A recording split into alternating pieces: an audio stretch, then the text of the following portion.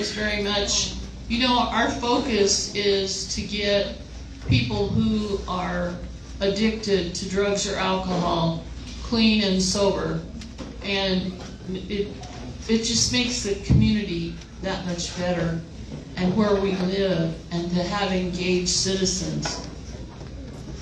We have people from out of town, people from the public here, and everyone is invited to ask questions one at a time when we get started, all right? But first, I'm going to introduce our panel, and I forgot to ask what you do. This is Nina Carr from Rural Metro. I'm very fond of Rural Metro, let me tell you. It's a family affair.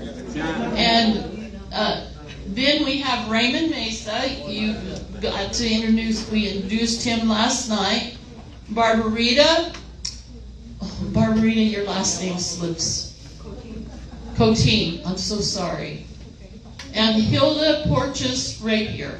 Rapier. You knew I wouldn't get it right.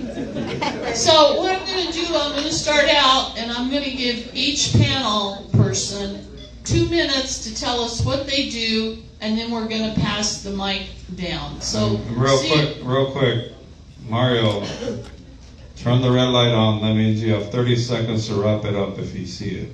Okay. And then he comes up and bops you on the head. I'm kidding. Okay, let's get started. Nina. Hi, I'm Nina Carr. I'm with the Rural Metro Fire Department. I was here about 20 years ago, left, came back about 2 years ago, and decided to move here from Phoenix. Raymond Mesa. My name is Raymond Mesa. I'm a former gang member. I'm a former prison gang member. I'm a former drug dealer, drug addict, saved by grace. I am now a national speaker, co-founder of a community grassroots group. I'm a MMIP advocate for murdered and missing indigenous people. I've been on the presidential task force that Donald Trump had signed, and I'm also a speaker for recovery. Thank you. Barbarita Coteen. Hi, I represent Celebrate Recovery at the Hope Center and also for Love of Grace Church. I've been going there for a long time, and I also helped start the Celebrate Recovery on the Kokopah Reservation.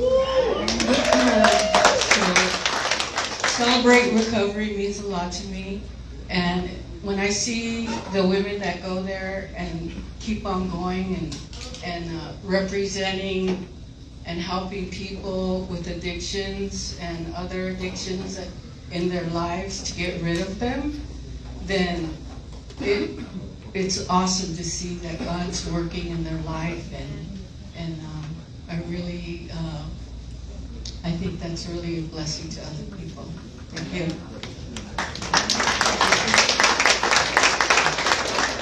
Hi, my name is Hilda, and I'm in recovery. I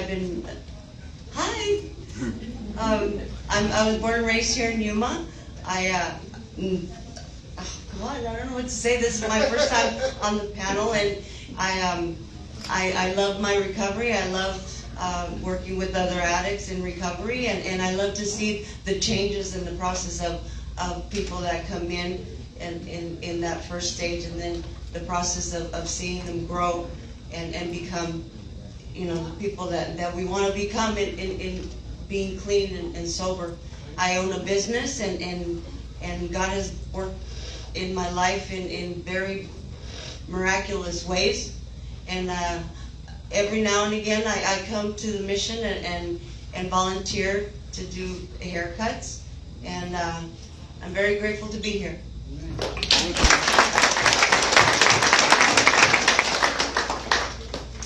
Thank you, everyone. Now, I'd like to start with a question, just a general question. And in your position, whatever it may be, what do you see that affects the community with the use of drugs, illegal use of drugs and alcohol? Nina, we'll start with you. What do I see in the community? What do I see in the community? Yes. A lot of sadness, a lot of despair. Not a lot of kindness always.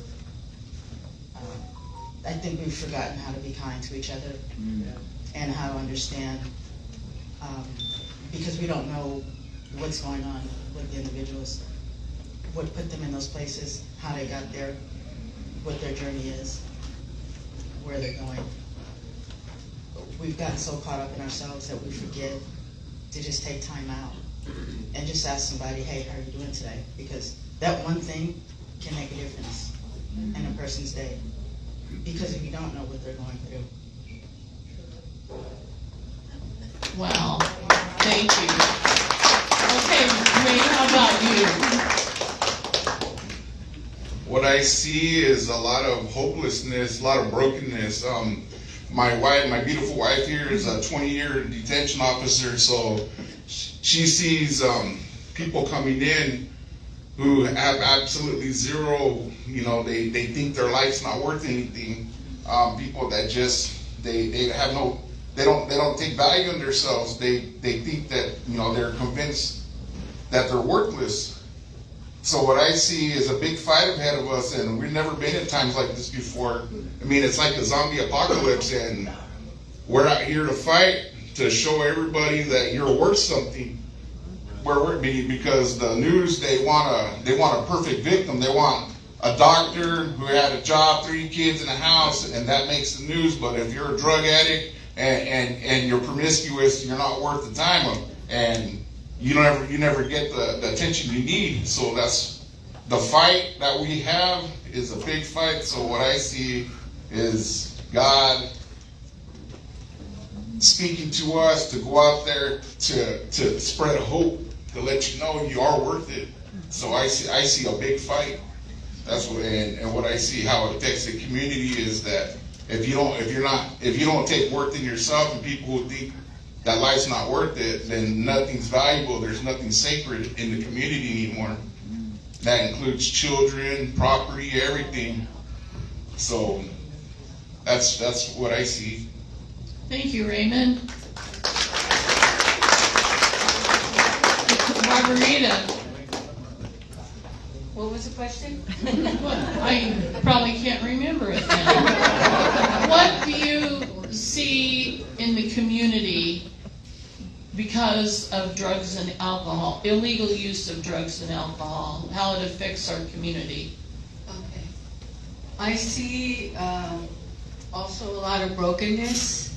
I see that a lot of incarcerations, going to the youth and the younger people.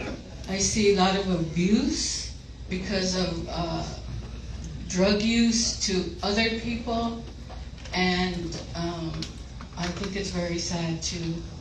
I'm so glad that I have Christ in my life, so that brings me to the saying, your past, you got to forget your past because you're a new creation in Christ.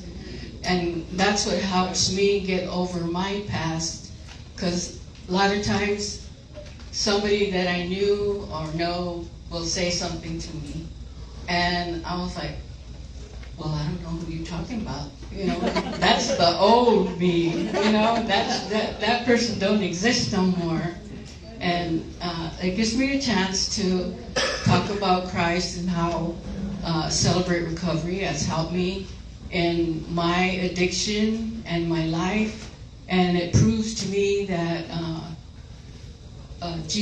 God is real, especially when you hear that voice, you don't know where it comes from. Well, then you know it's not your mind, it's not me talking to myself, it's a voice that's very a voice that you know that's not yours. And that's the Lord Christ talking to you, trying to get you right. All right, thank you. And Hilda? The irony of this topic is that I was in my addiction for over 20 years. And, Hey, would you guys please be quiet? Please be quiet. Get seated. I just shared on the topic of courage and hope. And in my addiction, I lived in that darkness and hopelessness, and I was that promiscuous woman, and total devastation and total demoralization. And then I have a child, and this epidemic of the fentanyl. She died of a fentanyl overdose, and so it hits home. What's happening in our community is real. I always thought, you hear it on TV, you see it, oh, it's only happening to other people. It won't happen to me, but it does. And when it happens to us personally, it's at a different level of pain. You have that compassion for that person that's suffering. It's at a different level of I understand what that person is going through, and it takes us to a different level of what do I do? What can I do to help? And that's where we must get involved with the community, and somehow, even with words or whatever, however we can, to share our words of encouragement, of hope, in any capacity. Whatever we can do to help is encouraged. Thank you, Hilda.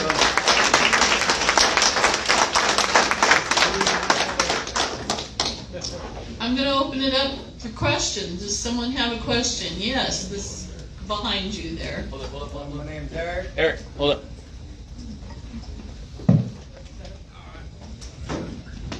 My name's Eric. I'm from Avondale, west side of Phoenix. My question is for you. What would be the best advice to say to someone that has the same background as yourself and that is trying to make something new of their lives and trying to move forward? Keep pushing forward. You have to walk in humility. You have to be comfortable. Let your yeses be yes. It's not going to be an easy road, but mostly pray on it. What I tell everybody is that we all know that the sayings when we're young, that the gangs, the streets love. We all know it's not true.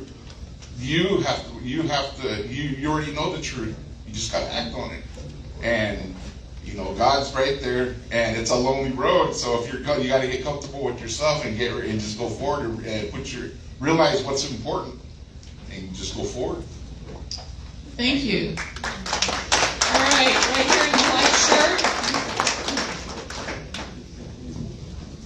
Hi, my name is Jeff. I'm a grateful recovering addict. My question is for Hilda. Hilda, I heard your testimony and it touched me. I wanted to ask you, through your pain and your loss, because I have been into that as well. Did you have to practice your resilience, or did it just grow on you? By the process of recovery, knowing that it didn't happen overnight. It's a process that by prayer, by surrender, little by little, God gives me the strength to get stronger and stronger every day. And there are days that the thread is so thin that it's about to snap, and I say, I'm done, and then He gives me a stronger piece of thread, and that resilience is stronger. And it's not of my will, it's only of God's will. And there's, in the midst of my recovery, of my faith, there's days that I'm done. I don't want to keep going. But like God says, yes you are. You're not done yet. And So it grew on you. it grows little by little each day. Thank you. All right, thank you. I have one way in the back here. Who is in the back? I can't see you. Hi, my name is Jose, and I'm a recovered alcoholic. My question is for the two right here. You guys were talking about kindness, and to me, it's something really big. What is kindness to you, though, in service? You know, what do you guys consider it? You know, in your eyes?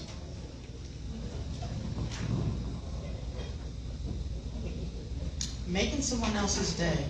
In my profession, when I see you guys, I'm usually seeing you on your worst day. So it's up to me to care for you, but to try to make your day better. Like I was saying before, we don't know each other's journeys, but we're always quick to judge. We never take that just simple acts of kindness. So if I can make a joke to make you smile when you're in pain, then I've done something good. Thank you.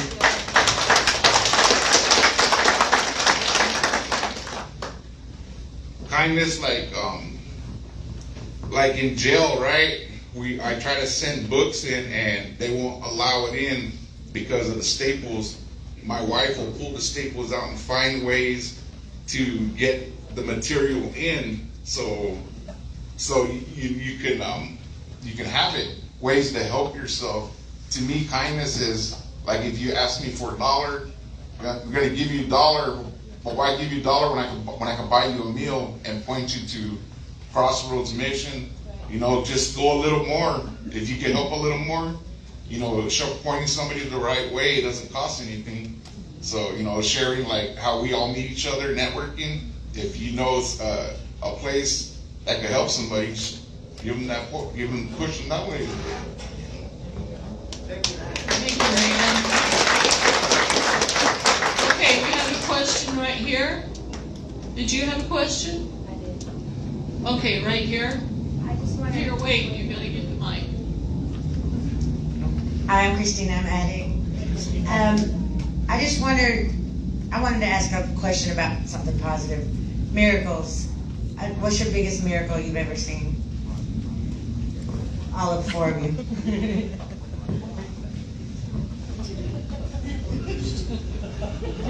I stumped you? Well, in my eyes, I think I've seen quite a few miracles. In my personal life and in professional.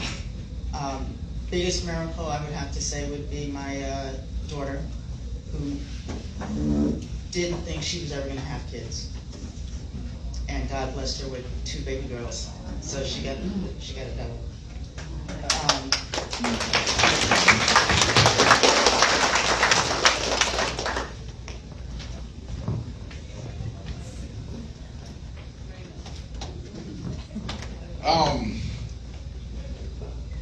I started hearing God speak to me, and I didn't know how to explain it to anybody.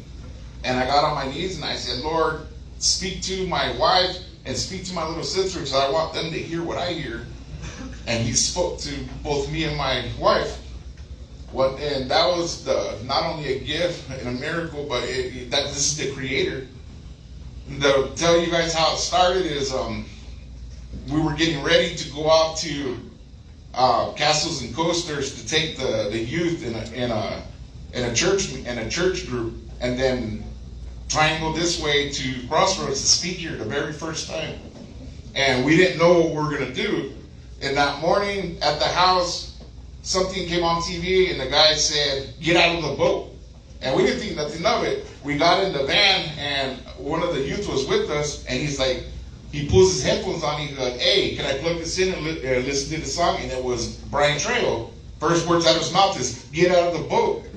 And when we get into Phoenix, we started, with that word just kept getting highlighted, "Get out of the boat." And then for the church group we were in, they took us to a guest speaker.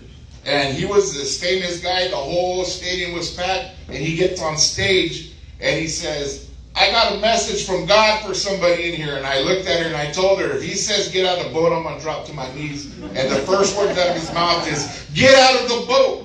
She was crying. I said, see, this is what I'm talking about. When God speaks to you, God is real. That's awesome, Raymond. You made me cry. And that was for the first time to speak here because she had asked, and I've never spoke anywhere. She's never spoke anywhere. But God was telling us to get out of the boat. And so we just listen to him. Thank you. Margarita. The biggest miracle I see was with my daughter, and when she had COVID, people were telling me she had COVID, and I didn't go visit her, but they were dropping medicine off of her and everything, and nobody went inside.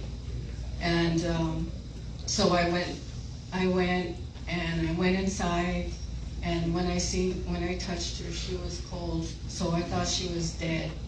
And I started shaking her and all that, and I started praying for her. And she got up, or she didn't get up. She just said, "Oh, I'm okay. And I said, "You're so cold." And I called the doctor, and they wanted her to go to the emergency, but she didn't want to go because she said she was all right. And it was I don't know, it was unbelievable because she, I kept going back and I kept praying for her, and a pastor, her name is Pastor Kathy, she kept giving me scripture, and I got some oil and I put it on her where it hurt her, on her stomach and her feet, and I just prayed, and we tried to pray together, but we couldn't. We just kept crying. And I told her after that, I said, you know what, it's okay if we can't pray, because the Lord knows what we're praying about. And He knows our worries. He knows I want you to get healed. And a couple of days later, she got up. She got up. I kept going over there and praying for her, and Kathy kept giving me scriptures to read to her, so I did. And she got better. She got up. She had her birthday. I took her a little cake and stuff, a little cupcake. And after that, she said, "Did you see the flies in the corner?" And I was like, "No, I didn't see no flies." She goes, "They were all in that corner." And we came, I said no, because she was killing flies. She was up within like 4 days, and she was killing a bunch of flies. And I was like, no, I never noticed them. She goes, "Well, look at that little bulb," because we went to a baby shower and they had a centerpiece, and she took it, and they were all in that little fishbowl, climbing on the flowers that were in there. And I was like, oh my gosh. That was scary, and after that we were talking, and she later on I go, you know what, you got a very powerful testimony to tell people about your experience with Christ, because even the devil tried to come in, and he was there chopping up stuff, and when she looked and seen what it was Native women's bodies. He was chopping up all those bodies. I don't know if that's supernatural and spiritual warfare at the same time. And that was a miracle to me. And just going through that, and what she told me was like a vision, or I was like, wow, this is crazy, you know. I couldn't believe it myself, but when she said that she had told that man that was chopping up the bodies, he said, "You can't have me," and then he just turned around and was gone. Oh my goodness. Thank you, Barbara. Thank you. Hilda. Okay, December 7th, 1995, I held my baby girl for the first time. That was my first miracle of her life, you know? March 31st of 2013, I got clean. I felt like I was reborn again. That is the second miracle of my life that impacted me. August 13th of 2020, I held my daughter in a body bag for the last time, and I stayed clean through it all. That's a miracle for me. Those are the 3 dates in my life that have, for me, God has worked in my life. And when my daughter was born, I was in my addiction, but I held her, and that was my miracle.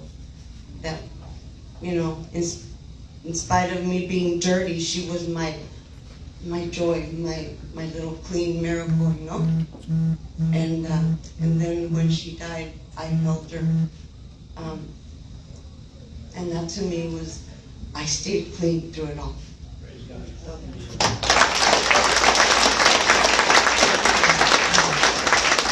Thank you, Hilda. Okay, we have a question back there. Dr. Robert. To all the panel, thank you for your service. I know some of you for years. In the 90s, I had lost one of my best friends, my homeboy. He was my dad's baby brother, one of my tios. They called him Crow from Soma, Ruben Ornelas.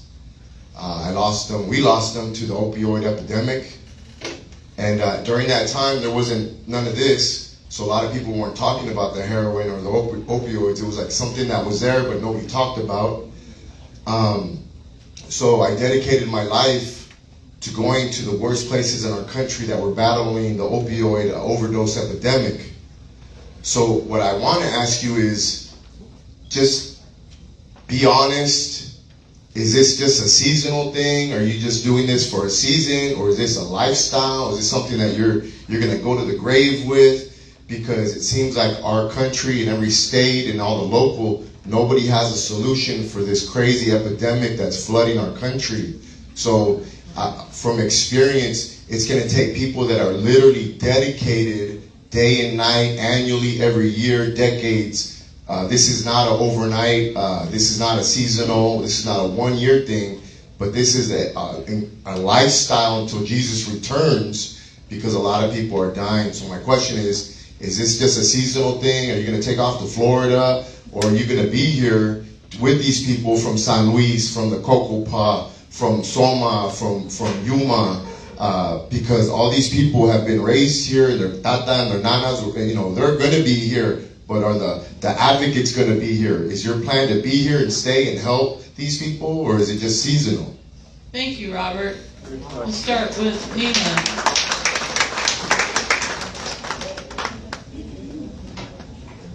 Well, I moved here, so I plan to stay here. I was commuting here from Phoenix for about a year and a half. And then I said, you know what, I'm going to move here. I worked, like I said, in Yuma 20 years ago. I came back. It's a small town, and it's like you said, everybody knows everybody. Everybody grew up together. You know, people that I knew, I had friends here 20 years ago, you know, I see now. This battle didn't start overnight, so it's not going to end overnight. It's just a matter of us, like you said, staying strong, sticking together, and weathering the storm. And, you know, telling people some things that they might not want to hear, some things that they might not want to do. But we've got to be here to do it. Thank you, Nina. Raymond. We're battling principalities. The way the devil uses drugs and sexual immorality to destroy regions and communities. When we march against drugs, we declared war in the name of Jesus against these principalities. It's for life. Every morning I wake up and I submit myself to God, Lord, use me as your vessel, use my marriage, use my family. Until he places me otherwise, I mean, we're going to continue to do what we're doing. So for me, it's until God says otherwise. Thank you, Raymond. Margarita. I've been sharing my testimony at Celebrate Recoveries for a long time, and when I was healthier, I used to go to quite a bit of the churches that had Celebrate Recovery.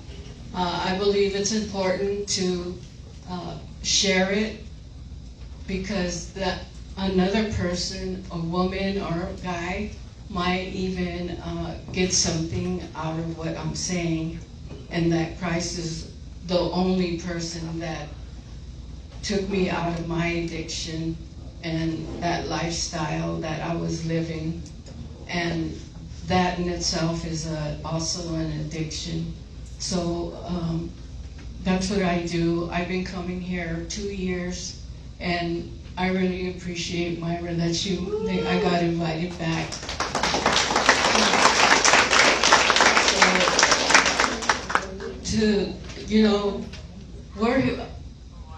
We're here for the lost. I was a lost person. I was walking around, going to Mexico and doing all these things too. And I don't have to do that anymore. I don't have to wake up all sick. I don't have to worry about having money or where to get it and all that stuff. And it's my life has been a blessing, and so far, and there's a lot more work that I know I have to do. Some of you know that I do have cancer, and from 10 milligrams of chemo, it's been dropped to 5. So I'm still waiting for that miracle.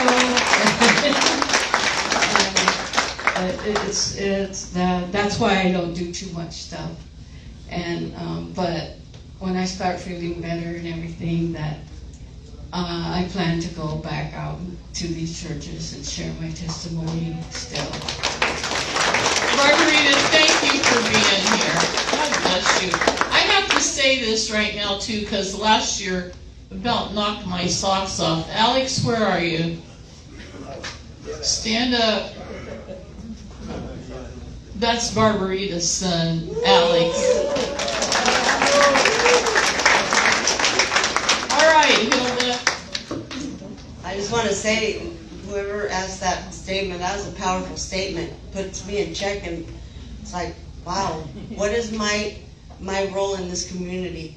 As powerful and as passionate and as strong as I was chasing my drug, my next high, that's how powerful and passionate I am for my recovery. Yeah. That's how I live my life today. And I might not be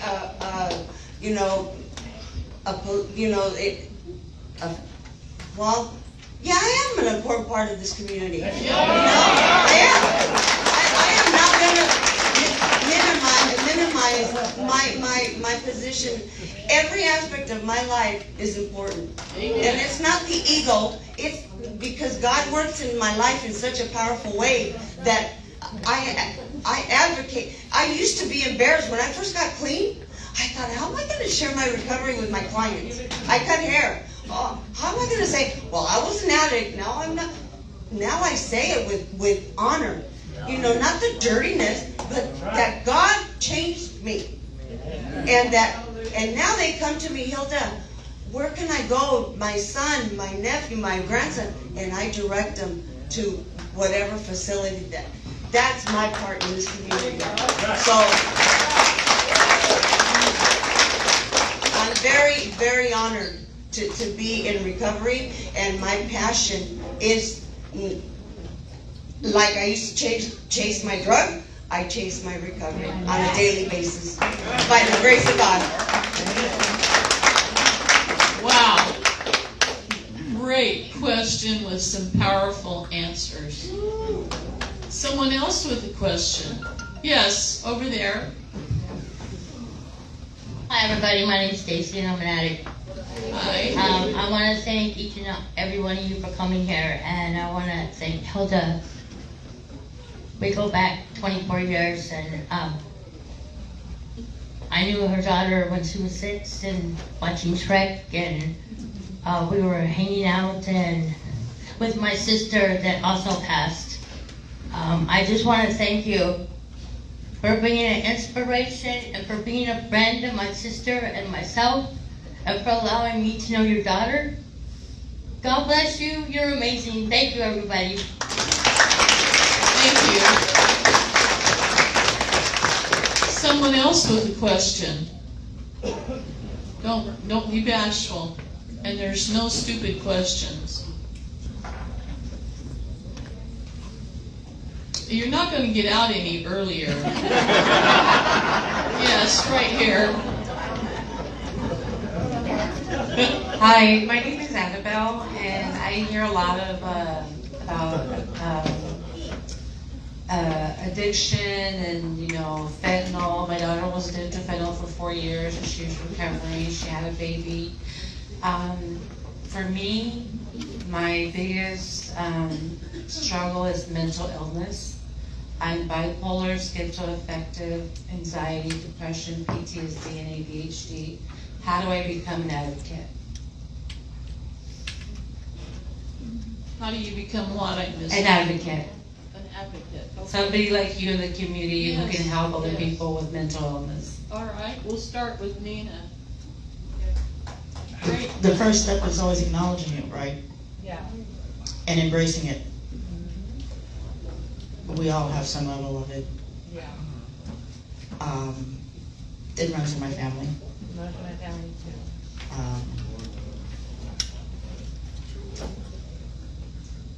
Don't be afraid to talk about it. Don't be afraid to embrace your demons. Make them work for you through God. As crazy as that might sound. Because angels and demons, right? Yeah. You can't have dark without the light. You can't have light without the dark. I use my demons to fight for God. Okay. Right on. That's what I use them for. And that's what you do. Yeah. Embrace it and talk about it.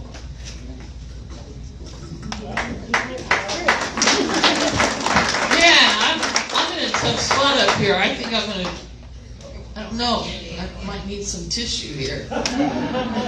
Raymond. Like she said, you gotta embrace it. Speak. Just all you gotta do is be truthful, stand up and speak. Me, I'm a 3-time felon. I got 1 number in Arizona, 2 in California. My first time going to prison was for attempted murder of a La Paz deputy. I'm an ex-gangbanger, I'm an ex-drug dealer. The very community that we march in, I helped destroy. And in the beginning, the people that you think are going to be helping you, they're going to be the ones, they're going to be bashing you. They're going to take your past, they're going to take everything that you just said you had, and they're going to try to shame you. And we embrace it. The more they tell me, you did this, you did that, I sit there and I let them pull out the list. I'll even throw in, hey, you forgot this and that. You know what I mean? If you're gonna, I got home invasions, carjackings, and I tell them, ain't it amazing? Someone as lost as I was, God could use the way He did, and you have to learn to love yourself. Your past, all that dirt they throw at you, take it, throw it at me, throw everything, and tell them, like they said, put yourself on display, and tell them God is using me. So the more that they throw at you, the more they try to shame you, the more powerful it makes you. Don't let the world tell you what makes you weak. Use that. God will use your weaknesses as strength. Just stand forward and speak. You have to be willing to know that once you stand up, the enemy's not going to like it. He's going to come at you. All your secrets that you have inside your heart, all the secret chambers in your heart, he's going to use them against you. So before he can use them against you, let them know. Like I said, when they sit there and tell me, you're this, you're that, I'm gonna throw a couple more, and hey, you forgot this. And one time when I was sitting on the toilet, I used God's name in vain. You know what I mean? It's like, how much more do you wanna? Do you want to smear me? You know what I mean?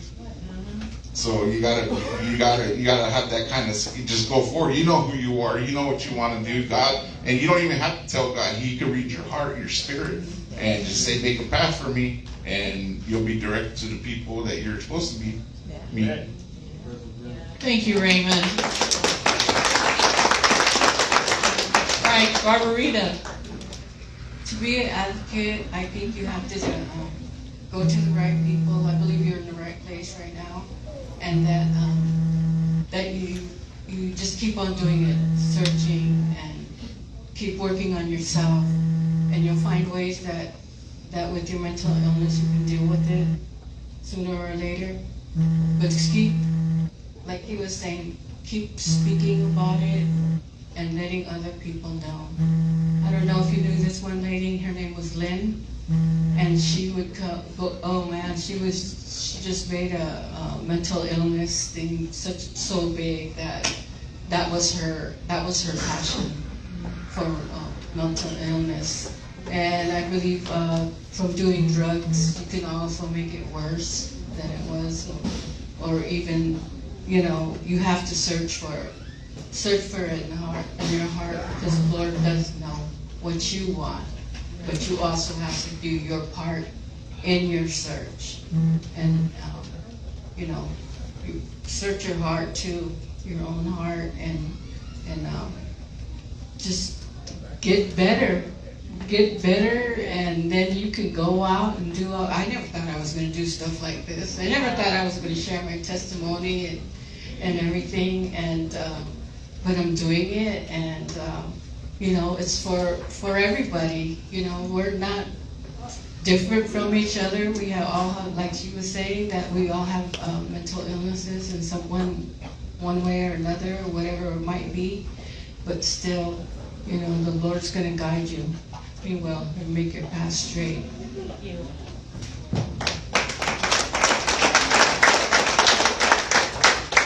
So when I started drinking, I was a happy drunk. Okay, always happy. I never was a confrontational person. I in my addiction out on the streets, I met a lot of people with anger. I never got in a fight out on the streets. I used my sense of humor as a defense mechanism. So I thought, there's nothing wrong with me, I was normal. Then when I had my daughter and she grew up and she was in high school, she would start smoking pot. I could count on one hand the times I've smoked pot. I didn't like it. And so she'd always, when we'd get in a fight, she was very angry. And then I look back and I'm thinking, well, she had a lot of reasons to be angry, But she'd call me bipolar, and she'd say all these sorts of things, and I'm thinking, and I didn't want to tell her, you're the bipolar, you're the one that check yourself, So there was different times where she'd get so angry at me and just explode, and I'd find her in the room, and there would be all sorts of pills thrown, and she'd go, I'm gonna kill myself, and I'm gonna. And it was so real, and I didn't know how to react. I didn't know. And I thought, should I call 911? But then I didn't want her labeled as SMI. Yeah. I did not want my child to be labeled, so I wouldn't call her. And then all this tragedy happens, and then I'm thinking, I should have made those calls. Yeah. I didn't know. What you don't know, you don't know, Growing up as a child, my dad was a drunk, but he was a happy drunk, like I was when I drank. He never mistreated us. He never hit me. He never hit my mom. He provided. Anyways, it was so different from then and now. And then now when I'm in recovery and working here at the mission for a short time, I learned about all these what do you call them? Problems and bipolar and these names, medical terms, I'm sorry, that I never knew. So I asked God, when she was alive, I put her in your hands. That's all I could do. just hand your child to God, and that's it. That's all I can do. You know, I've learned little by little through recovery, through the 12-step program, of how I deal with these behaviors. Yeah.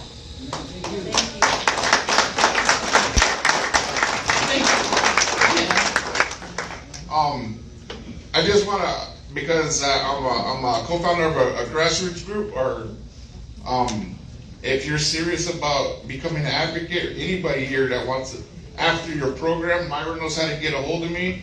And if you got a story you want to tell, and it's something that you want to go further in, if you're really serious about it, I'll bring you to Parker and put you on a microphone, and you can tell that way you get you started in your advocacy, and you'll meet the people you need to meet. Okay. So I just want to put that out there. All right, thank you. All right, Sam. Myra, I have a question real quick. Okay. Barbarita, this is for you.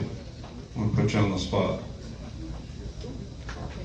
So many of us know about AA, NA, but maybe some of the people don't know what Celebrate Recovery talks about.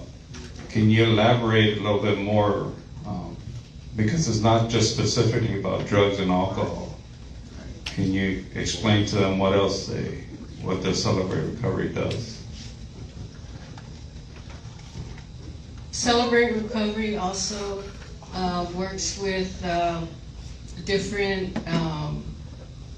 like abuses, like getting domestic abuse, all kinds of abuse, sexual abuse. It's also a 12-step program. So if you have a dysfunction in your family or any kind of abuse that you have, obesity, eating problems, there's more than I can remember right now. But all those things are addictions, and that the Lord is amazing, because He can help anything that you think is impossible. He makes it possible. So it's a 12-step program through God's Word.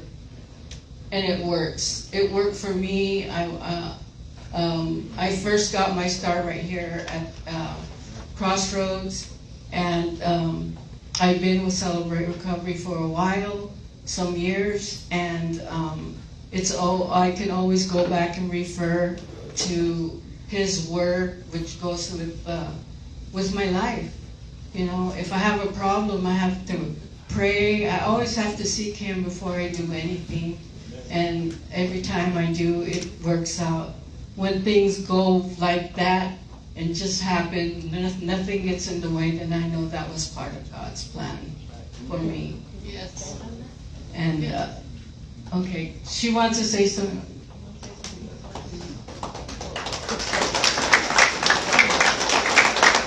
So, does that answer your question, Caesar, or you, okay.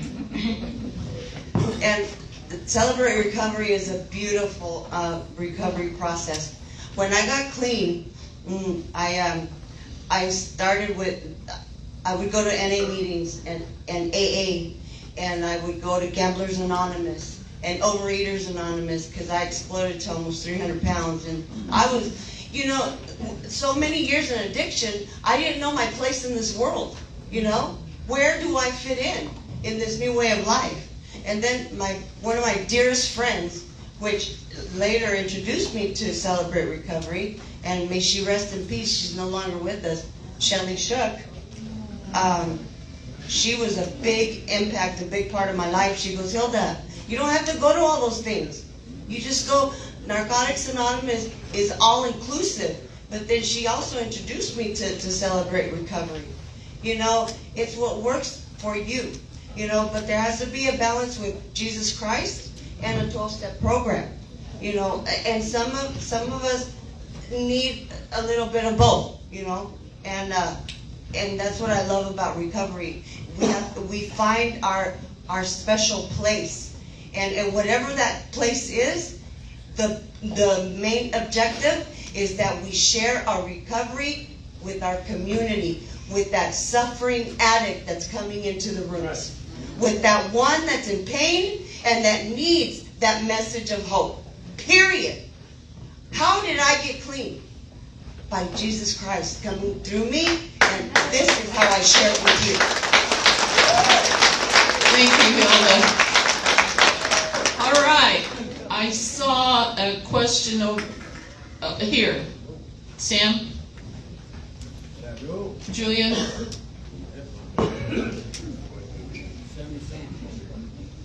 I'm Samuel. I've been at the mission for almost 6 months.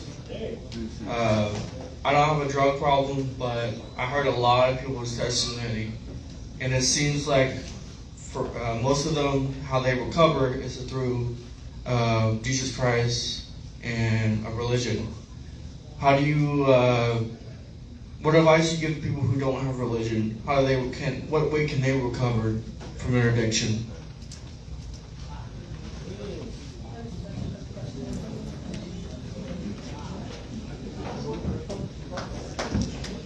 Is there anything that you do believe in? Creator. I can't. You said creator. So you believe in a creator? I believe there's something out there that's creator. So whatever that something is that you believe in, that's what you hang on to, and that's what you use to help navigate you. Thank you, Nina. Yeah, whatever you're seeking will seek you out. We get that a lot with the Native community. A lot of times I can't say the name Jesus Christ without being, ridiculed. How can you worship the God of the oppressor? And it's like us as natives, we know that this didn't all just happen, but there's no name for it. They just say the Spirit, the Holy Spirit, or the Great Spirit, and then they'll give them names. You said it yourself, this didn't happen by accident. So you know that there's a higher power, and that's 12 steps talk about a higher power. So you can use that, or your inner self, you know what I mean? Your personal drive, what makes you going, do it for you.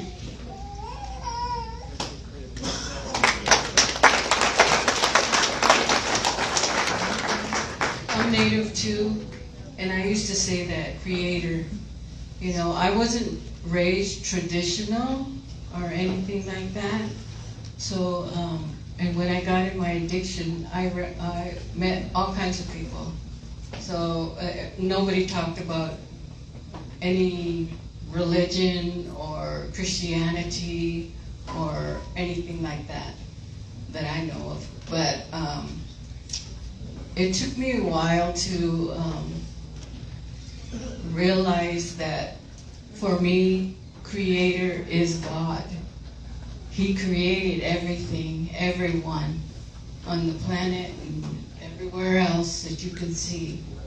And that, and when you get to know that, well, for me, when I got to realize that He was God and creator of all things, then I was like, wow, He's all omnipotent, He's everywhere and He knows all things. And that creator is somebody that is so powerful that, we don't understand Him or His ways, but He's still our Father. And He's the one that's going to lead us to where we need to go and give us that understanding that we need and don't have, but we want it. We want to know we're still searching for Him. So keep seeking Him, and He'll show Himself to you. Thank you, Brother Rita. Hilda? I grew up Catholic, and I love my Jesus. As a little girl, the one that was scary was my mom. She goes, you better behave or God's going to punish you. But when I would go to church, I never saw God as my punisher. My mom scared me. not Jesus. When I go to church, I felt a loving God. When I got into my addiction, I chose to get away from God, you know? And because when I was living in that dark, ugly world, I didn't want him seeing what I was doing, but I knew he was there, you know? But when I was living in shame, you know, it's ugly. And even though in living in shame, I would pray and I said, God, I'm sorry, but I don't know how to quit. And then when I got clean, I reconnected with that joyful, innocent, loving God that I knew as a child. And it grew and it grew, and it's unexplainable. I don't know how to quote the Bible. I don't. But I know that my God lives in me. And that's all I can say. I don't debate it. I know it in my heart. And that's all I can say. I came from darkness into what I live now. And that's witness enough. You know, that's proof enough. Myra, we got one more question and then we gotta close it up. One more question. I kind of hate asking this question, but I just want to know, is there any, I know fentanyl is a new drug, is there any fentanyl addict in recovery that has years? Is there any fentanyl addict that has years? You mean Julian? Clean time?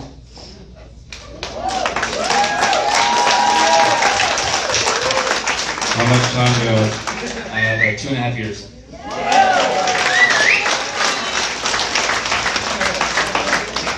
Recovery is possible. And I'm thinking if you ask that question, you may be thinking that you can't make it, but you can make it. Listen, these have been some awesome questions. Every time I have this panel, and I'm always apprehensive the night before, I'm like, what if they don't ask any questions? What if their questions are just because they're smart alecks? What am I going to do? How am I going to handle this? Oh Lord, what did I get myself into?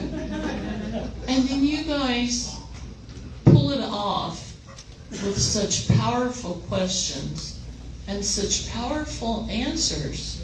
Oh my goodness. And Nina, she didn't even know what she's getting into today.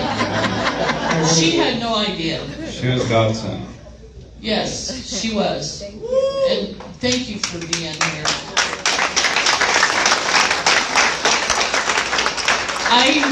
Caesar, will you help me, because I won't move around so much. I want to thank you for being here, each one of you. And we have a certificate of appreciation. And it just says, Road to Recovery, Walking in Freedom, Released from the Past. Certificate of Appreciation.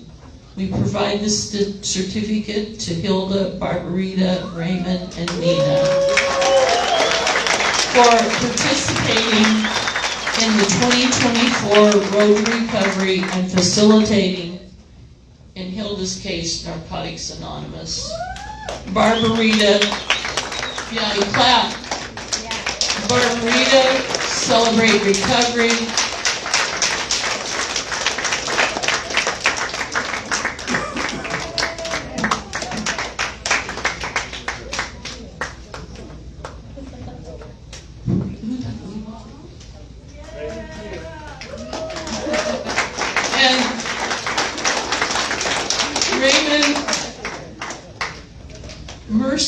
Murdered and missing Indigenous people.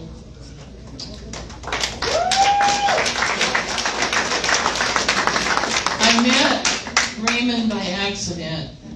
We had gone to Lake Havasu. I spoke at a church, and on the way back, one of the women had a stop at the Assembly of God Church in Parker and had a meeting there, and she had announced it. Raymond was the only one that showed up. And when he shared his testimony, it gripped my heart. And I asked him to come, and I just keep asking him to come. Yes, thank you. He got out of the boat. He did get out of the boat that day. Praise God. And Nina, I'm so glad you're here. I hope you don't have any regrets about being here. But you're welcome to stay for lunch with us if you'd like to. Okay? So, Damien, did you get pictures of our group? Yes, sir. You got them? Okay. Just one real quick thing. We're 2 minutes past. But we're going to eat lunch now. We have some agencies that are out there. Go visit their table, please, and talk to them. Ask them questions about their agency, all right? And God bless you all for you participating like you have been. Make sure you take your chairs. I need gentlemen to take the tables that we have because we're short on tables. Take chairs up there. Once you're done, we're going to have to bring them back over here. I appreciate everybody helping out. The photo booth is open, and if you'd like to stop with your certificate and get your picture taken, please do. Randy, God bless you. Good to see you. I know it's